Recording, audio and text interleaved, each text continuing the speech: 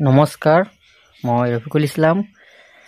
যোৱা ভিডিঅ'ত তোমালোকক চিৰ বিষয়ে চি আৰু চি কেৰ বিষয়ে আলোচনা কৰিছিলোঁ আৰু আজিৰ ভিডিঅ'ত তোমালোকক আৰু এটা ভিডিঅ' চিৰ বিষয়ে লৈ আহিলোঁ।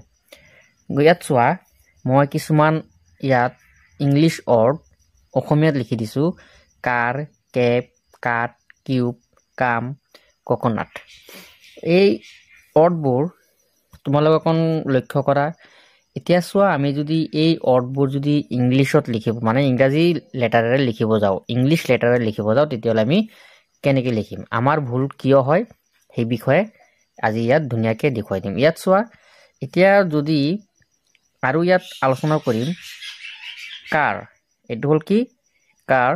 এতিয়া যদি আমি কাৰটো এনেকৈ লিখোঁ যে কে এ আৰ, কাৰ।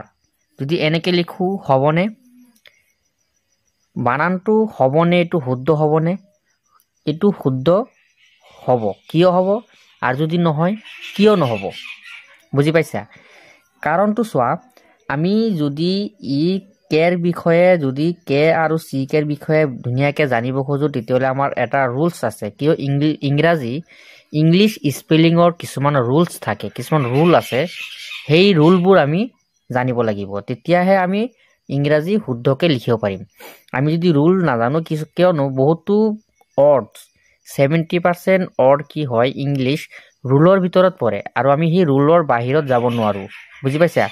এতিয়া চোৱা, এতিয়া এই কাৰ আমি চি নিদি মানে কে লিখিলে কিয় নহ'ব? কাৰণ ইংলিছ কিছুমান ৰুল যেনেকুৱা চোৱা, আমি এই ৰুলৰ বিষয়ে আগত জানিব লাগিব যে যিটো চি আছে, চি লেটাৰ আছে, এই চিৰ বিষয়ে আমি সম্পূৰ্ণ জানিব লাগিব। কি জানিব লাগিব? যে যদি চিৰ পিছত যদি তোমাৰ এ বা অ বা ইউ এই তিনিটা ভাৱেল থাকে, যদি চিৰ পিছত এ অ ইউ এই তিনিটা ভাৱেল থাকে, তেতিয়াহ'লে সদায় চিৰ উচ্চাৰণ কি হয়? কৰ দৰে হয়। বুজি পাইছা? মানে চিৰ পিছত এই তিনিটা ভাৱেল থাকিব লাগিব, তেতিয়াহে চিৰ উচ্চাৰণটো কৰ দৰে হ'ব। হ'ল। এতিয়া ইয়াত যিটো ৰুল সিহঁতে বনাই দিছে, মানে ৰুলছটো বনাই দিছে যে চিৰ পিছত এই তিনিটা ভাৱেল হ'লে চি ক হ'ব লাগিব। এতিয়া তুমি যদি জোৰ জবস্তি চিৰ ঠাইত যদি কে দি দিয়া, তেতিয়াহ'লে কেনেকৈ শুদ্ধ হ'ব? কেতিয়াও নহয়। কিয়নো এইটো ৰুলছ মানি চলিবই লাগিব। কিয়নো ইয়াত চোৱা, যেনেকুৱা যদি এতিয়া কাৰ লিখোঁতে যদি তুমি চিৰ ঠাইত যদি কে দি দিয়া, নহ'ব। আৰু বহুত ষ্টুডেণ্ট মানে এইটো প্ৰশ্ন কৰে যে চিয়েতো ক হয়, কেটো কয়েই হয়, তেতিয়াহ'লে ইয়াৰ ঠাইত এইটো দিব নোৱাৰাৰ কাৰণ হ'ল ইয়াৰ এটা ৰুলছ যিটো আমি ফ'ল' কৰিবই লাগিব। এতিয়া ইয়াত চোৱা, চিৰ পিছত যেতিয়া এ আহি যাব, তেতিয়া এইটো সম্পূৰ্ণ ডাইৰেক্ট কৰ দৰে চাউণ্ড আহি যাব। হ'ল। যেতিয়া এইটো কৰ দৰে চাউণ্ড আহি যাব, তাৰ মানে বুজা গ'ল যে ইয়াত চিৰ যিটো ৰুলছ আছিলে, সেই ৰুলছটো ইয়াত অলৰেডি এপ্লাই হৈ আছে। মানে চিৰ যিটো নিয়ম, সেই নিয়মটো ইয়াত হ'ব লাগিব, মানে নিয়মটো মানি চলিব লাগিব। আৰু নিয়মটো যেতিয়া বহি যাব, তেতিয়াহ'লে তুমি তাত আৰু অন্য নিয়ম ইয়াত তুমি দিব নোৱাৰা। কাৰণ যেতিয়া চিৰ পিছত এ থাকিলে চিৰ ক হোৱাৰ এটা ৰুলছ আছে, আৰু সেই ৰুলছটো ইয়াত অলৰেডি এপ্লাই হৈ গ'ল, তেতিয়াহ'লে তুমি আৰু ইয়াত কে দিব নোৱাৰা, চি এ দিব লাগিব। এইটো মানে আমি যদি কাৰ লিখোঁ, তেতিয়াহ'লে আমি এনেকেই লিখিব লাগিব, চি এ আৰ, কাৰ। বুজি পাইছা? কেপ যদি লিখোঁ, তে চি এ বি, কেপ। এনেকেই আমি লিখিব লাগিব। কাৰণ কিয়নো চিৰ পিছত এ থাকিলে চি ৰুল ইয়াত অলৰেডি এপ্লাই হৈ গ'ল। মানে ইয়াত কৈ দিছে যে চিৰ পিছত এই তিনিটা ভাৱেল হ'লে চি ক হ'ব। তাৰমানে এই ৰুলটো ইয়াত এপ্লাই হৈ গ'ল, এইটো কাৰণে আমি ইয়াত চিৰ ঠাইত কে দিব নোৱাৰোঁ। হ'ল। আৰু চিৰ যিটো ৰুল, এইটো যদি এপ্লাই নহয়, তেতিয়াহ'লে এইটো পিছৰ কথা। হ'ল। বুজি পাইছা? এতিয়া চোৱা, কাঠ লিখোঁতে তুমি যদি এনেকৈ লিখা যে কে ইউ টি, কাঠ, নহ'ব। কাৰণ কাঠ লিখোঁতে যেতিয়া তুমি ইউ দিছা আৰু ইউৰ আগত যিটো ক চাউণ্ড ওলাইছে, তেতিয়াহ'লে এইটো কেৰ ৰুল এপ্লাই হোৱা নাই, চিৰ ৰুলহে এপ্লাই হৈছে। বুজি পাইছা? তেতিয়াহ'লে এইটো কি হ'ব? যে চি ইউ টি, কাঠ। হ'ল। তাৰমানে চি ৰুল এপ্লাই হ'লে তুমি তাত জোৰ জবস্তি কে দিব নোৱাৰা। হ'ল।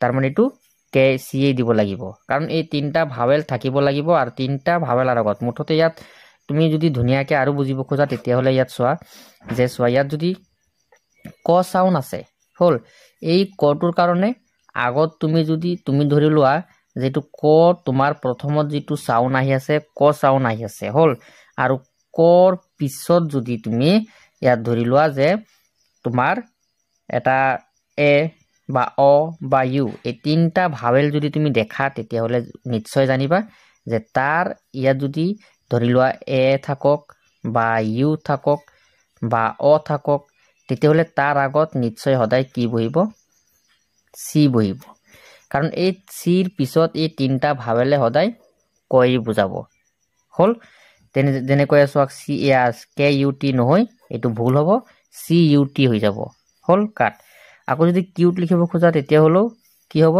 যে সি ইউ টি ই কিউট কাৰণ কিয় কাৰণ ইয়াতো চোৱা যে ইয়াতো যেতিয়া ইউ আছে আৰু ইউৰ আগত যেতিয়া ক সাউন্ড আহিছে তেতিয়া হলে ইয়াত কি হ'ব মানে ক সাউন্ড আৰ কাৰণে ইয়াত সি ব্যৱহাৰ হ'ব এইখিনি বুজা হল এতিয়া চোৱা অ সাউন্ড অৰ কাৰণে যদি তুমি এতিয়া ধৰি লোৱা এটো কাম লিখোতে কাম মই কাম লিখিলো ইয়াত চোৱা ইয়াত যেতিয়া ক আছে ইয়াত তুমি অকন যেটো অৰ্থ হ'ব সেই অৰ্থটো তুমি ধুনিয়াকৈ অকন লক্ষ্য কৰিবা যে ইয়াত ক আছে আৰু ইয়াত আকাৰ সাউন্ড আহিছে তাৰ মানে কাম হৈ আছে আৰু তাৰ মানে আমি বহুতে জানো যে কাম লিখোতে মাজত যেটো ভাৱেল থাকে এটো অ থাকে হল আৰু অ যদি থাকে তেতিয়া হলে আমাৰ যেটো ৰুলছ হ'ব যে অ যেতিয়া আছে তেতিয়া হলে এই নিয়মটো ইয়াত আহি গল হল এই নিয়মটো ইয়াত আহি গল তাৰ মানে অ আছে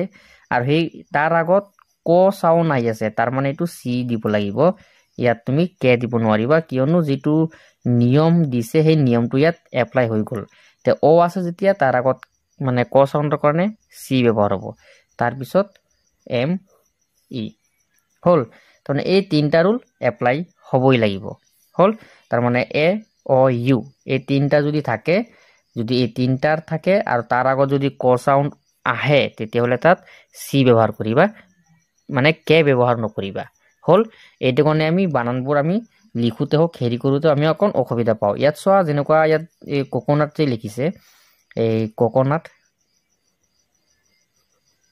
ইয়াত চোৱা এই কোকোনাটটো চোৱা প্ৰথমত কি আছে ক আছে আৰু কোকোনাট লিখোতে ইয়াত মানে কোনো ভাৱেল নাই মানে এই কোনো আকাৰ উকাৰ নাই তাৰ মানে এ বা অ এটা বহিব মানে নিয়ম মতে অসমীয়াৰ যেটো ৰুলছ তেনেকুৱা যে কোনো শব্দৰ লগত যদি আকাৰ উকাৰ নাথাকে তেতিয়া মানে কোনো বৰ্ণৰ লগত যদি আকাৰ উকাৰ নাথাকে তেতিয়া তাত এটা এ বা অ বহাব লাগে তেতিয়া ইয়াত এটা অ সোমাই গল সেইটো কাৰণে অ যেতিয়া হ'ব তাৰ আগত ক আহি আছে তাৰ মানে ইয়াত কি হ'ব সি হ'ব তাৰ মানে অ আছে ইয়াত এটা এইটো কাৰণে ইয়াত আগত সি হ'ব অটো দিয়াৰ কাৰণে ইয়াত সি আহি যাব কে নাহিব আকৌ চোৱা আকৌ ক আছে হল তেতিয়া এই কল লগতো আকাৰ উকাৰ নাই তাৰ মানে ইয়াত এটা কি আছে তোমাৰ অ আছে হল তেতিয়া হলে ইয়াতো কি হ'ব যে ইয়াত যদি তুমি আৰু এটা অ দি দিয়া তেতিয়া তাৰ আগত কি আহি যাব সি আহি যাব হল ক তাৰপিছত নাট